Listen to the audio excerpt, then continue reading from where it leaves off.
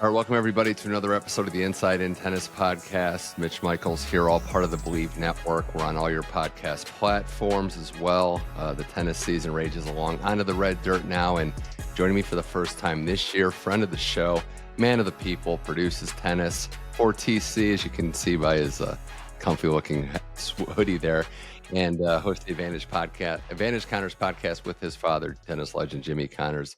Brett Connors joining the show, BC. Always good to catch up with you. Excited to dive into some clay court tennis. Yeah, good to be here, Money. I finally found where they keep all the TC swag.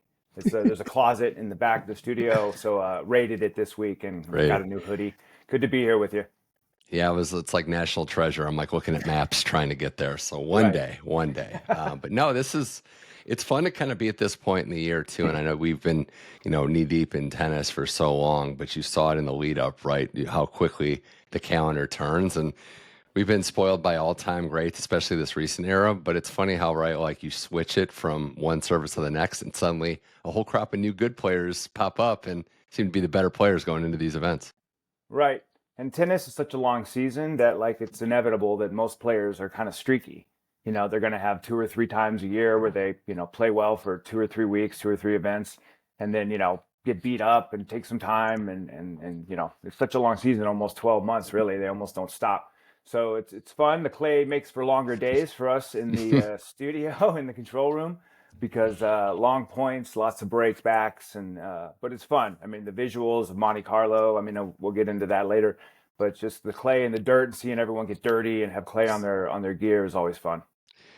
Really is. The long days, especially. Maybe not as fun, depending, but early starts for the North American tennis watchers these next couple months. But everyone will get through it for sure.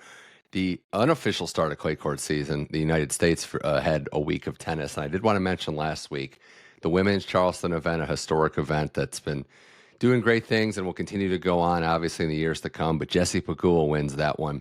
And Brett, it was a loaded field, too. So Pegula getting the title has proven that she's a clear top 5 player. But what also stood out was just the level of competition. This was close to a 1,000-level event in terms of skill.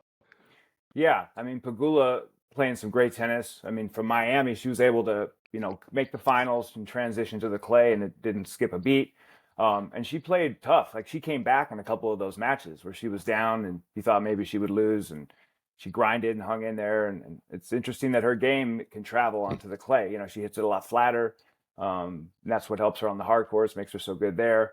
But yeah, the field was great. She kind of did the Collins run of last year. Remember, yeah. Collins won Miami and then won Charleston. She made the final this year instead, but still won Charleston. Brought her dog out at the trophy ceremony, so that was fun. But yeah, man, and it's good to see an American. There's so many good American players on the women's side, men's too, but in the women, it's ridiculous.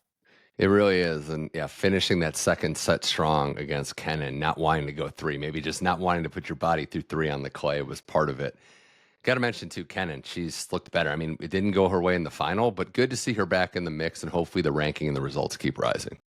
Yeah, you kind of miss having her up there, she was a slam winner, which is kind of crazy sometimes when you think about it. Yeah. But when she's on, she's great. She plays a lot of long, hard 3-setters where she's up, she comes back. She beat Kazakhina. They've had a lot of wars in the past, and it's always fun to see Papa Kenin sitting there on the sideline, just going through it, stressing out, and it's just funny. Yeah, I know. It's always something, but who knows? She is a former finalist at RG, so we'll see if clay is nice to her. The other story, arguably the biggest in the last week, and really a huge feel-good moment too. Jenson Brooksby wins the U.S. Clay Court Championships in Houston, goes through qualifying, first title of his pro career, saves 3 match points in 3 different matches. Not the final though; he blitzed Tiafoe in that. But for Brooksby, where he's been, obviously announcing that he has an autism case of it, and he's on the spectrum, going public with that, very honorable, going public with that news, but also had the injuries, had the controversial suspension, all these surrounding forces and factors in his way. We thought, okay, he could get back to the top 40 where he was and maybe win a title. But Brett, to do it so quickly in his return 3 months back after 2 years off, unbelievable performance by him. Yeah, it's cool to have him back in the mix. What was it, 2-3 years ago when he broke on the scene that one summer and was just, making comebacks, winning in 3. He was unbeatable there for a little while, making runs everywhere in big tournaments. And then you said it, the injury and the suspension and all that stuff. it's cool to have him back because now we can kind of see how his potential can play out. Coming out being honest about stuff you go through in your personal life is good, I think, because it allows the fans in. I think so many times we get stuck with athletes going through cliches and just kind of going through the motions because they've been so trained, by their PR teams and stuff that, for someone to be open about something like that's a sensitive subject is cool. And it opens up probably, to help a lot of other people out there. Yeah, best compliment I can give him is they hate playing him. Players do not like playing him. His style frustrates a lot of people, but Yeah. it was good to see how he handled the title too. Heard him on the interview with Second Serve talk about how he's, really going to be, responsible with his schedule too. So some players get success and it's like, all right, now time to just enter all the big events and go right to the top. But he knows it's a process. So I'm expecting him to be back in the mix. But yeah, hey, we go to Monte Carlo now because the first week it really is the kickoff of the road to Roland Garros. The men this week, the women in Stuttgart next week, so they'll have their loaded 1 week field. We were talking about this. The two things that stand out, Brett, one is just how awesome it is in Monte Carlo, just the picturesque view, and the 1 week Masters is great too because Monday, here we go. We got great matchups, top 30 guys going at it. Yeah, I mean I like the shorter Masters, to be honest. I know it cuts down on potential work for us, less days, but man, you hit the ground running with great matchups, and to have it in Monte Carlo is such a beautiful backdrop. A little cold this week, a couple of the days. You saw people out there with the big scarves, the big Lenny Kravitz scarves around their neck, and but yeah, it's fun. I mean, a lot of the guys live there. They're taking advantage of the tax situation, and that's good. So it's a short walk. But I like the shorter events because with the longer Masters, it feels like those first few days lag a little bit till you start getting into the matchups that are really spicy. So, one thing you can't do with these 1 week events is kind of ease your way into it, as some of the players found out in this one. Even if you have buys, you're playing somebody really good early, and it's a tough one to start out and start your clay court season. And starting with that, I mean, another guy that's won this tournament a bunch but gets knocked out early on occasion, has happened again, is Novak Djokovic.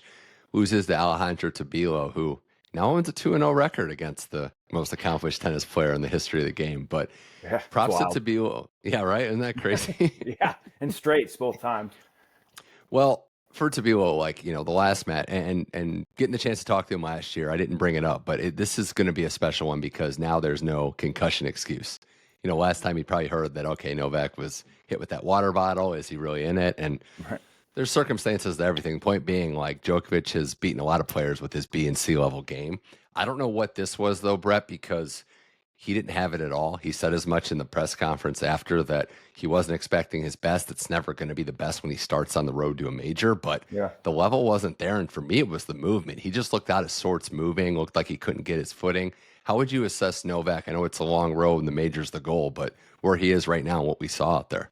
Yeah, it's interesting with him because on one hand, I mean that's the longest drought. So last time he won Monte Carlo was 2015, and this is the longest drought he's had between wins at a tournament in his whole career, which is crazy. But yeah, on one hand, you think he could have walked off into the sunset last year after winning the gold medal. He's got all the records for the most part, and then he gets the gold medal, the one thing he hadn't been able to accomplish yet. Gets it, beats Alcaraz, a great player in it. He could have walked off into the sunset, but then he can come back, he can do whatever he wants. But it just doesn't seem what's his motivation? Well, that's a good point. Dude. Yeah. Well, the sunset theory, I don't want to. I'm glad you brought that up. The sunset theory is tough because other than you go off on top and it's great, you have a chance, you have an exit. But if you really love competing and you really love this game, there's going to at least be a couple months out of the gate where you're like, oh, I could be out there. I could beat 95% of these guys. Totally. You still have something in the tank, then you're going to have the other side of it. So, but the motivation's big though, because what else is there to really prove at this point? And he's not chasing anything anymore. That's the biggest thing. What could he possibly be chasing? Yeah. I mean, that's the thing. In my mind, he can play as long as he wants. I love having him out there and watching him. But he could have left, maybe he's trying to get to 100 titles and have it on an even number, 25 Grand Slams, and he passes Margaret Court, so then there's no tie there. I don't know, but he's come back. He's looked good at times. At Australia, he looked really well. Played really well. Miami a couple weeks ago, he played really well, making the final. But the motivation part to me is what I would look at? Like, what do you have? You've done this so long. He turns 38 in May next month, right? Yeah. So, maybe he's just going to try and play these big events. I think he brought Murray on just to, have a new voice, someone that he knows, because all of his buddies are gone out there for the most Yeah. part. Like Stan, even like the other guys like Stan and Chilich, those guys are grinding on the Challenger Tour. So like he's not even able to get to see all these guys, all these kids that are 15, 20 years younger than him. Yeah. But then you're right. On the other hand, he's able to beat Alcaraz in the gold medal final, and Alcaraz is this Grand Slam champion, one of the top 2-3 guys in the world. So like, of course, you're going to be like, well, I can beat the rest of these guys, most days. And so I don't know. It's a hard thing to dissect, because sometimes he looks legendary like he used to, and then sometimes he looks like he did yesterday with Tabilo. Maybe it is 100 titles, and we'll see. You can't get to 110, right? Just not 110. Yeah. Well, I think COVID helped take care of that, but let Pops keep a couple of them. Yeah. Just let him keep that one. 109 is a good one. It's got a You nice get to sound to it. Yeah, you can get to like 105, 106. Yeah. But no, and look, there's precedent here of the last 2 times he's won RG, 21 and 20 and 23. He lost in the round of 16 in Monte Carlo. Dan Evans the 1 year, and then Musetti the other year, which, solid players were playing better, but he ramped up, he got better. My only thing, Brett, is the movement. Like, his age has to come into consideration. I know he's this all-time great, and he redefines what we think of aging athletes, but it is still an aging athlete. And that's where I think it's fair to have some concerns, not completely write him off, but is he going to be able to fix that part of it and be as spry in a tournament that he didn't complete last year because of an injury? Right. 38 ain't 28, right? Like Shaq would say. But, with his style of game, he doesn't get a lot of quick, easy points. His serve has gotten better over the years. Yeah. So, he does there. But it's one of those things where once he starts, let's say he loses 5% of his movement or something like that, 10%. Like, for him, that's a lot, because he has to grind these guys down. He plays these longer points where he's able to set the point up, get a short ball move in and knock off a volley or whatever. So, like, that's where I guess it would show himself. It's not like it's going to show it that much on his serve. His ground strokes are probably always going to be money, but it's just the fact that, is he getting himself there in time? Is the footwork as good as it used to be? We all get old, dude. It's like, it's just one of those things where, like, eventually it was going to start to happen. And then if you maybe combine that with the fact that, he's the motivation stuff, like, together, that's a lot.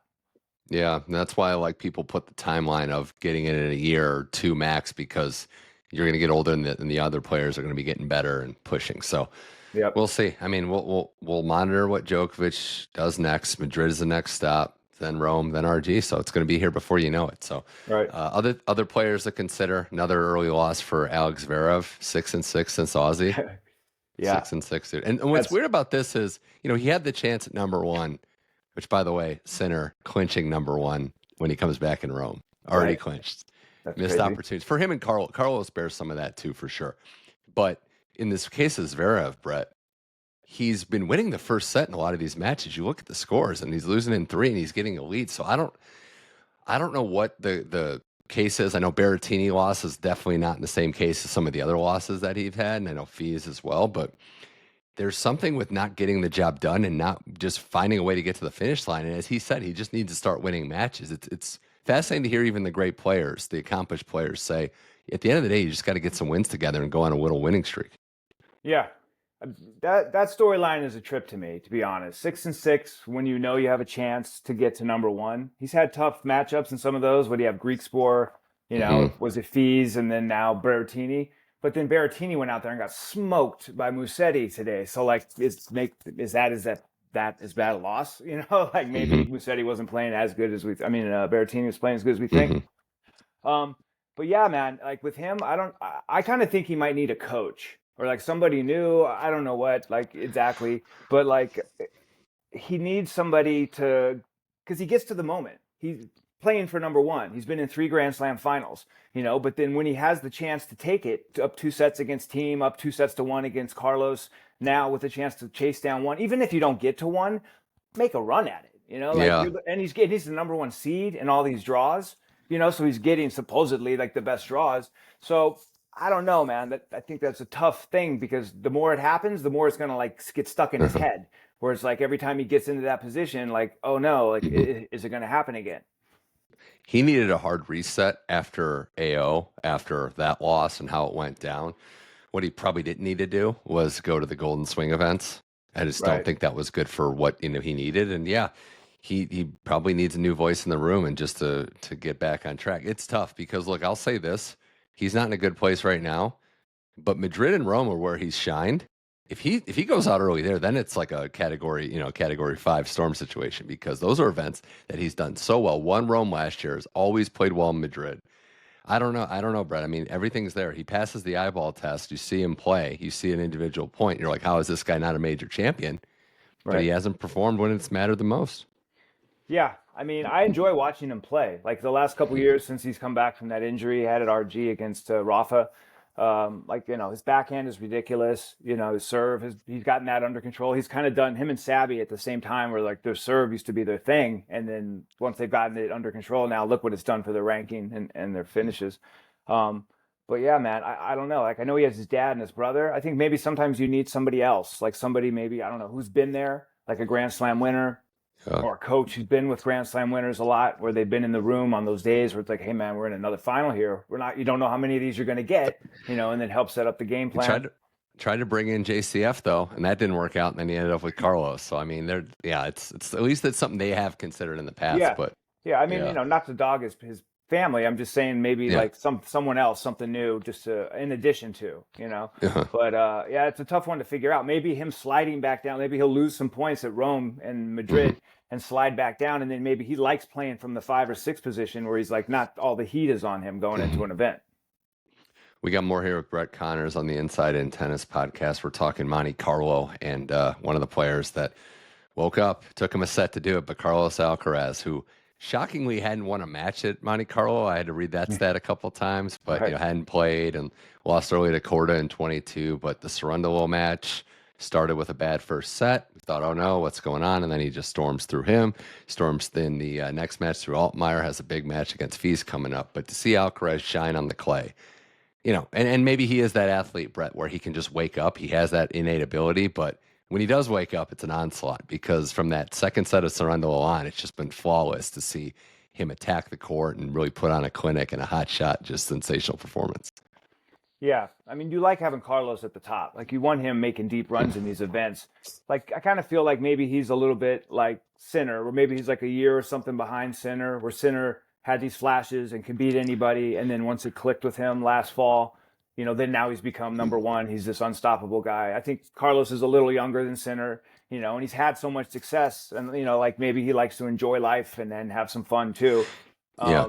I think he's just eventually it's going to click with him. It's not like he's going But to be like this forever. I feel do you like think, yeah, I mean, I still think that peak Alcaraz best in tennis, all due respect to Sinner, but being number one is about your overall game and your dips, and that's where Sinner's handle the best. Mhm. With Alcaraz, I know these players are all their own men and they all play in women, and they all play so uniquely. He reminds me of the one comparison to Djokovic that I do see is the geometry of the tennis court. Like he understands how to study it, when to bring players in, when to go to the net. He can play baseline, he could play at the net. Like he's very well rounded. And when I'm enjoying watching him the most is when he's toying with his opponents, for lack of a better term, the cat and mouse game, and just mixing it all in. So I see that he understands the geometry of the tennis court as well as anyone. Yeah, I mean, for his age, he's super mature, and his Mhm. tennis IQ is really high. Like naturally, and then probably having JC there um, helps out. So when he's hitting the drop shot and he's messing with people and then flicking the lobs, and when he's not missing the forehand, it seems like Mhm. sometimes when he loses, he goes for too much, or the forehand starts to bail on him. And so, when he's cranking that and he's playing at his best, it's so much fun to watch, because you're like, wow, this guy's going to be around for so long. We're going to get to watch him play at hopefully at this level for another decade at least. Yeah, that tweener today on the run was absurd. So there's a lot that he can do. And I mentioned Fees next. Fees has been progressively getting better and better. It's been insane to watch his progression. The only player this year to make all three Masters quarterfinals. So Mhm. Miami, Indian Wells, and Monte Carlo. Fees was the only guy on the tour to do it. He dismantled Rublev today. Like that wasn't even close, Brett. That was a very, very startling performance. I know Rublev's been shaky, but what Fees did today was a clinic. Yeah. Yeah, man. Like he's been playing really good tennis. Rublev's a tough guy to figure out too. Like he brought in Safin, which I kind of think I like. Maybe that's something that's Zverev. Like that's the kind of thing maybe Zverev could Yeah. try. Like bring in someone like that. But Fees he's building. You know what I mean? You can see him like over the last couple of years, kind of building, getting better, making deeper runs at the bigger tournaments.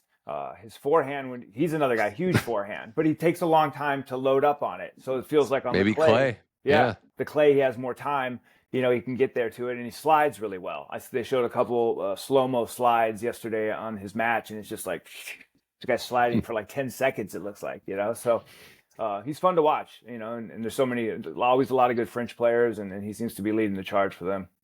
Yeah, top 15 player. How about the Safin family just all getting into coaching together, just brother and sister out of the woodwork together? Safina working with Diana Schneider, which just seems like it makes perfect sense. Nice. That's cool. I like that. And Safin, man, he looks like he could almost still go out there and play. He's like out on the court with Rublev looking cool. He seems like he's had a pretty fun life. Yeah, I want to see if he can help. I mean, for Rublev, it's the second serve, and can the return be a little cleaner? Mm-hmm. But I mean, it's tough because I don't want to say Rublev is where he should be. Like, has he reached his peak level because of the consistency he's had? Like all those tour finals, top 10 for like 6 straight years. Mm-hmm. But it's tough, man. It's tough to become a top 4, top 5, top 2 player. And I don't know. You have to have weapons. And Fees looks like maybe. I mean, he has the forehand, so there is a groundwork there. Maybe he can challenge for the best in the game. Yeah, I think with Rublev, like for him not to have made a semi at some slam and with all the quarters he's made, but he kind of bubbles up, and you're right. Like that's kind of like, is this who he is? With Safin, it seems like maybe he would help him more on the mental side. I mean, obviously, the second serve is pretty nerfy sometimes. He said it was like 92 or 3 miles an hour yesterday he was averaging, and that's in a match he won. So, but yeah, like I think Rublev kind of has one game, like he can play one way. He can do it really, really well. He smashes the ball. He's got, huge ground strokes.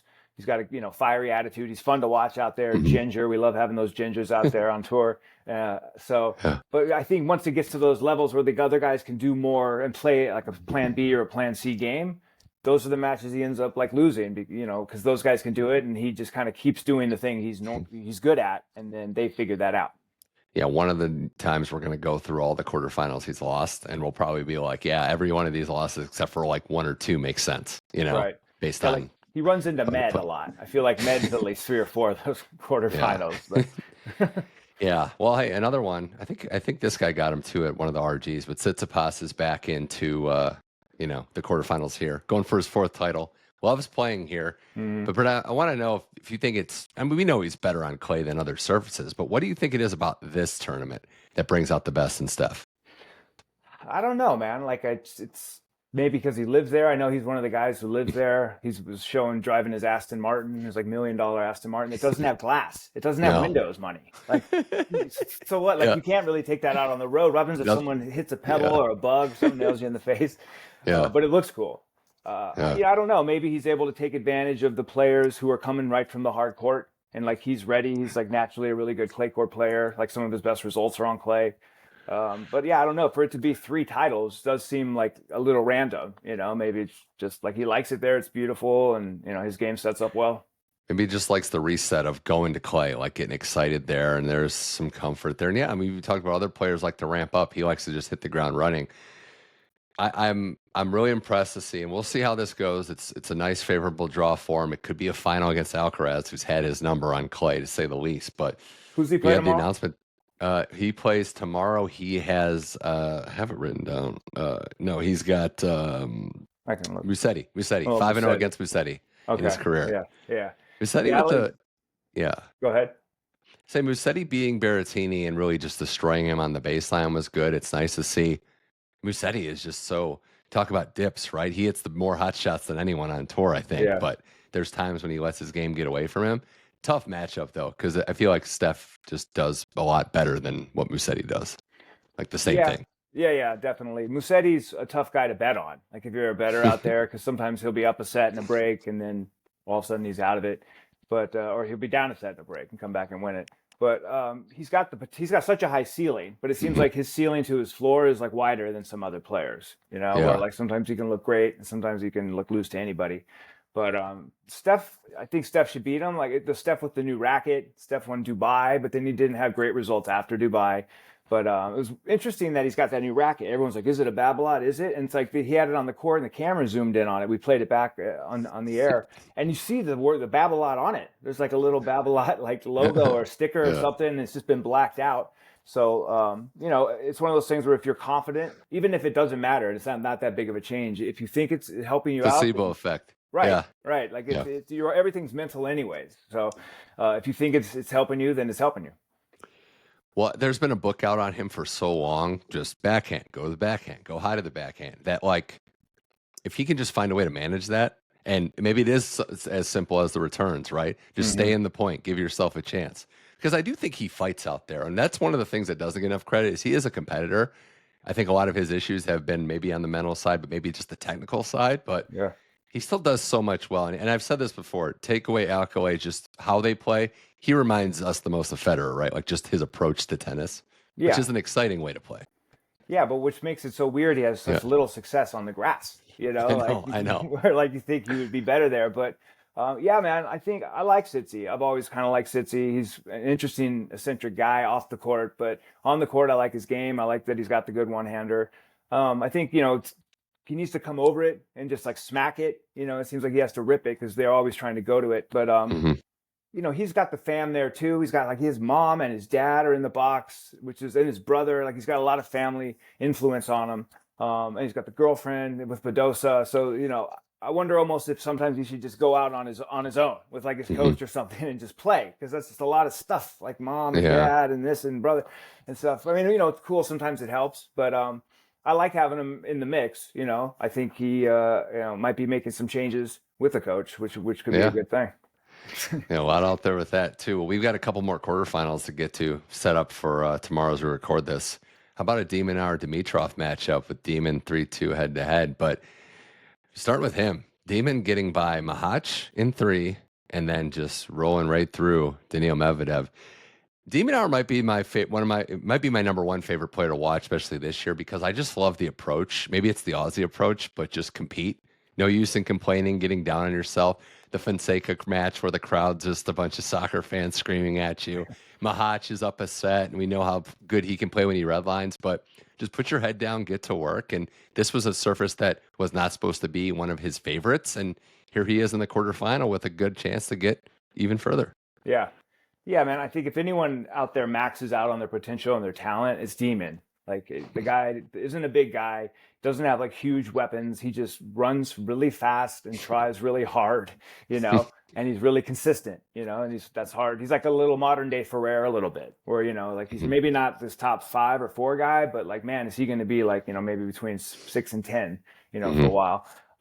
Did you see him with the short shorts against Mahach? Kind of like taunting Mahach. Mental warfare. That was awesome. It's tactical warfare is what that is. And he beat him, so it must be so nice in 3 going up to shake his hand and like pulling him up just a little bit.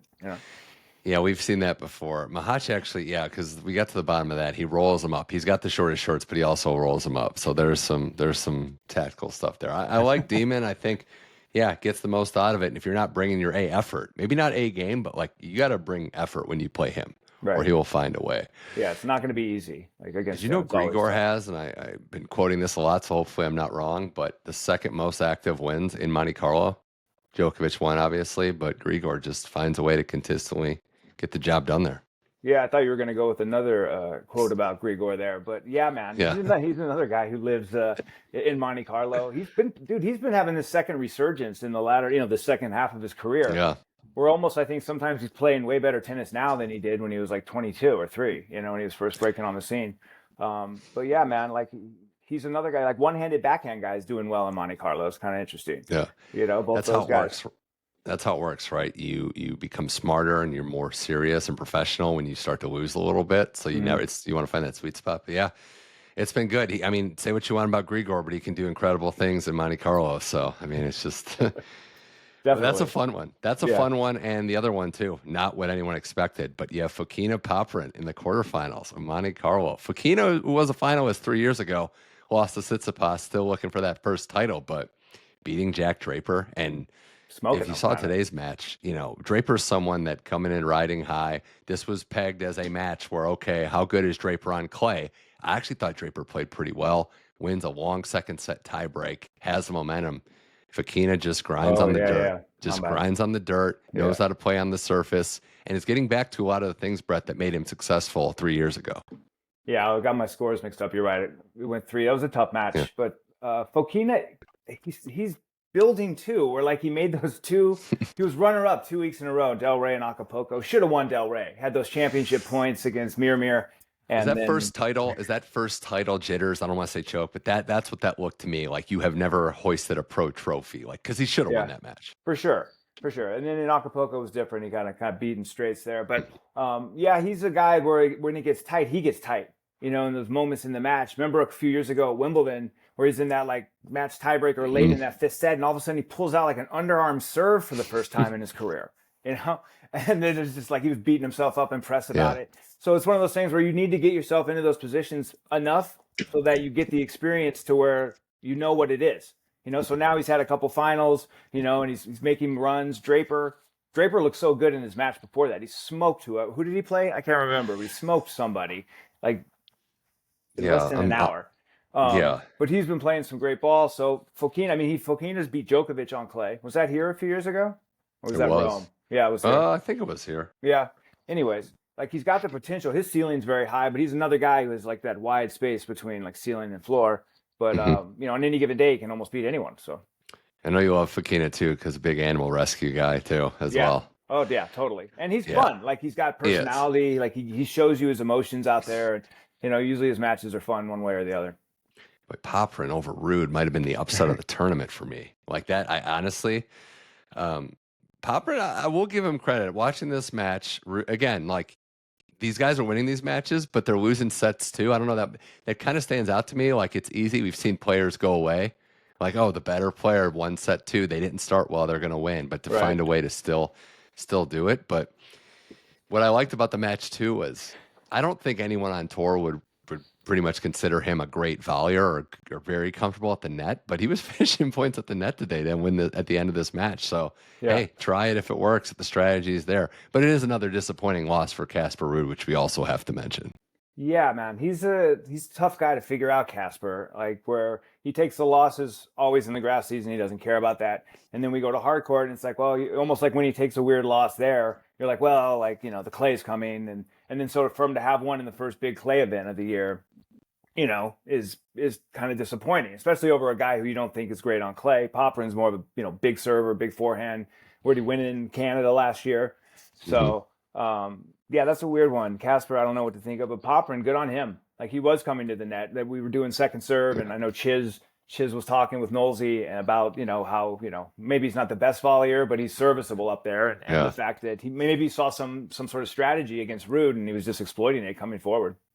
6 out of 7. He's 6-1 against his last top 10 opponents. How about that? Jesus. So not backing down. Beat Djokovic at the U.S. Open, Yeah. Well, just now you got to start winning those matches you're supposed to. That way you can get more matches against the top teners. That's the thing, right? Yeah, it's always going to be a tough one for sure. Well, we got the quarterfinals. So thoughts on, Brett, how you see these matches unfolding? I think we're going to start with Fokina Popyrin. Then it's going to go Fees. Then it's going to go Fees Alcaraz. Then Dimitrov de Minaur. And we finish up with, I think, Tsitsipas Musetti. So solid day of tennis. I actually think the sleeper could be de Minaur Dimitrov. I could see that being the match of the day, dare I say. Yeah, I mean, that looks good, dude. I mean, Fees Alcaraz would be nice if that was a long 3-setter. How's Fees gonna rise to the moment? Is what I'm asking the question. I want to see because he's earned the right. He's here. He is a one to watch for sure. But all right, you're with the big boys now. Let's see. That's what I want to see. Right. How he handles it. Not yeah. And I feel like he would like to stand up to this moment. He probably likes that he's playing Carlos, instead of maybe an easier match. But like, he seems like a big moment guy where like he has these big reactions and he's always, playing and yelling at his box and his family over there. So he's a fun one to look out for because I'm not quite sure like what his potential is. Is he top 5 potential? Can he win slams? Like it's kind of we're starting to figure out that all these guys that are younger around Carlos's age are bubbling up and starting to become the players we've thought they were going to be. Yeah, and I would also say too, and I got to ask you this question, right? Like, is Alcaraz in the position you could throw center in there that we would put the big three in? Where if you're playing him, like the first set's kind of vital. Like you gotta get to a good start because it Right. feels like he is that. Like you have to win the first set against Carlos. Yeah. I mean, Cerundolo did, and it didn't help him It much. didn't even work. Yeah, yeah, But yeah. yeah, you probably don't want to get in some long drawn out grind fest with Carlos, who's in amazing shape most of the time and like, a young guy who can run forever. Same thing with Sinner. Or like Sinner's, he used to have those problems where he'd break down a little bit, but it seems like the last couple of years, he wasn't having that problem at all. And he was going deeper in tournaments than he's ever gone, winning more tournaments than he's ever won. So yeah, I think it's vital, but I think Carlos sometimes will have dips, and Carlos will give some, a set away here Mhm. or there. So if Fees can come out and maybe Carlos dips somewhere, take advantage of it, maybe he's got a shot. Yeah, I'd love to see it. I mean, if Fees breaks through, has his moment, wow. If an aging player like Dimitrov or someone like de Minaur, but we could be staring down a Tsitsipas Alcaraz final, which would go a long way in just proving that Tsitsipas is maybe in the stadium. Doesn't have to beat him, Brett, but I need to see that it's not going to be one way traffic like this rivalry, air quotes, has been. Right. Yeah. Like it seems like he knows how to beat Sitsi, right? I mean, he knows to go to the backhand and, come in behind his short balls on the backhand side. But yeah, man, that would be a great final. I think that'd be an awesome way to kick off the clay season, and then maybe that could be a matchup we see late, late in the tournament at RG too. Well, Brett, this has been fun. Brett Connors on the Inside in Tennis podcast. Just the last thing, really, as we gear up for a long, but it'll be over before we know it. Clay court season. What are the storylines? Start with the women. Like, what are we going to be looking forward to? What do you have your eye on as these tournaments progress and we get up to Roland Garros time? I guess Iga, the fact that Iga hasn't even made a final at a tournament since RG last year, Hmm. which is kind of crazy. I know that's one I think, obviously she loves the clay. Is she going to come back and just start to, go into winning clay court tournaments, on the way to another French Open? Can Sabby keep up being like the best player in the game? Like the American women, I don't know what to think about Keys. Like, is Keys going to be this top, making like semis, finals, or is she going to resort to where she kind of was before she broke through at Australia? She had a good Indian Wells, not as great at Miami and Charleston, but we'll see. Yeah, Iga is similar to Carlos in a sense where I want to know if all your problems just go away on clay, which is Yeah. what happened for Rafa, right? He came Hmm. into clay season a lot of times not really feeling good or off an injury, and then just here we go, Right. voila, time to Right. win again. Back to the Sab comfort zone. Sabalenka, yeah, Sabalenka. I mean, I think she's got RG champion in her. I think she's going to be and already is probably an all-time great, but her career, mimicking Djokovic is in the sense not 25, obviously, but getting a couple in there, right? Like that'll be the ones that maybe matter the most. Like, can she get past? Can she get past Iga on clay for that rivalry? I guess that's similar to Alcaraz and Sinner. Like, who wins on the other's turf and the other's favorite surface first would be the Right. question. Right. Man, I love Sabby. Like I'm a big Yeah. Sabby fan. I always root for her. I love her personality. I think she's great for the game. And she's a beast out there. Like man, like she, She's so much fitter than she was. yeah. Like if you just look at a side by side, you're like, well, that's someone that put the work in, Yep. that got herself leaned out and in great shape, and the results speak for themselves. I mean, when she's on that Miami final, like Yeah. no one's touching that. Against So a player like Pegula, who we obviously is playing really well. She goes on to win the yeah, next tournament. She was just taking the racket out of her hand. Like she's got that kind of game, and I'd love to see a final with her and hmm Iga. I'd love to see her hmm get a French. When she yeah, wins, I think it's great, and I'm always kind of rooting for her. and the young players too. Like, what's Coco's step going to be? Still just 21, going to be 22. Like, can she get back on track? It hasn't been a good year for her. Andreeva's the talk of tennis for deserved reasons. Will she have success on the clay again? Semifinals last year. How does she handle the moment? Lost her last match to Amanda Anisimova, who is a Roland Garros semifinalist, so maybe she's Yep. back in the mix too. So a Yep. lot of storylines on the women's side for sure. On the men's side, though, we look at this tournament and just like the final thoughts, right? What are you going to be keeping your eye on as the road to Roland Garros ramps up? I mean, I guess Sinner. Like I feel Sinner's coming back for Rome. Like I feel like the game has missed him a little bit. Like because nobody has stood up and like taken his spot. Like it just kind of got like spread around over a bunch of different players. So I think that's interesting. What's Joker gonna do? Like what's going on with that? what's Zverev? Is Zverev going to ever like start to kick in? Like, is he going to start to get to like third, quarterfinals, semifinals, and be the player we all know he is? Carlos, like, what does he do the rest of, this tournament? Does he go through and win it? Like we know he could, like at his level that he played today, he feels like he should win here. It's just, can he maintain that? There's just a lot of good stuff. Runa's an interesting one for me. Like, he was sick again in his last match against Borges. He's been sick, I think, 4 times this year. Guy needs a new general physician or something. Yeah, but like, and I don't know, man. Like, he's a tough one because he's got such a high. Like in Indian Wells, he looked great, and he's fun to watch, and he plays to the crowd, and he always gets the crowd into it, I feel. And then he's sick, and it's just like, I don't know. Maybe eat like just plain chicken and like rice, like take all the sauces out of it, or just maybe the airline food or whatever it is, and just get yourself healthy so you can get out there and play like we want to see you. We'll give everyone Acapulco, right? Like, okay, the food that's poisoning, fine, for sure, yeah. But yeah, that the big heavy hitters, Sinner's return, what Djokovic, Alcaraz look like, that's huge. But yeah, who's going to make the leap, right? Like, who elevates themselves on clay? Maybe he doesn't win these tournaments, but gets to the quarters, gets to the semis. Is it Jack Draper? Is it an American? Will Ben Shelton round his game into form? Tommy Paul on the clay, RG, former junior champion. So yeah, that's the thing, right? Arthur Fees, like, if he has a good run, right? Like, if he can be the guy, especially in France, that'll be the guy that everyone rallies around. Those crowds would be something if Fees is in the semifinal. Yeah, totally. I mean, they would love that. They'd love to have someone who can challenge for slams.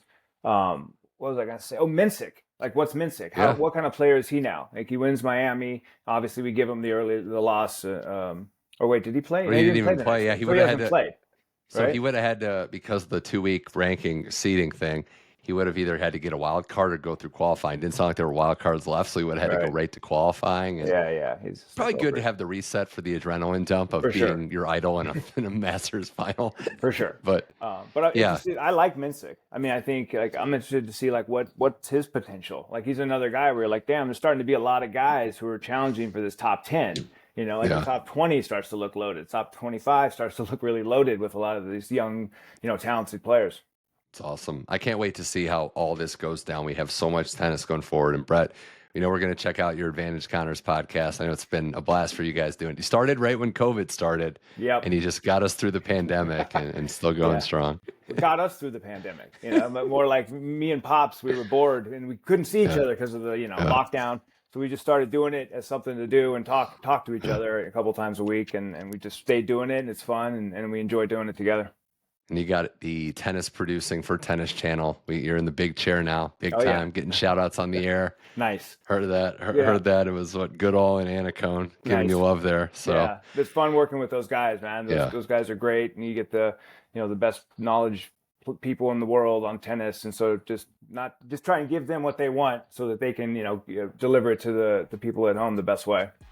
We can't wait to see more of it, and can't wait to have you back on the show again. Brett Connors, all the best. Thanks for coming on the Inside In Tennis podcast. Always fun, buddy. Love you, Money. Thanks for having me on, dude. It was fun. So fun indeed. That was Brett Connors. This was the Inside In Tennis podcast. It's available on all your platforms, so just go to wherever you get your podcast, whether it's Apple, Spotify, iHeart, Amazon Music, you name it. Subscribe, leave a rating or a review, and subscribe so you get every episode automatically downloaded. It is a game changer. We're on YouTube as well. All the video episodes, this episode included, is on my YouTube channel at Mitch Michals too. So check that out. Support Brett Connors and the Advantage Connors podcast. And we'll be back next week on this podcast, the Inside In Tennis podcast. Thank you for watching or listening, and I'll talk to you soon.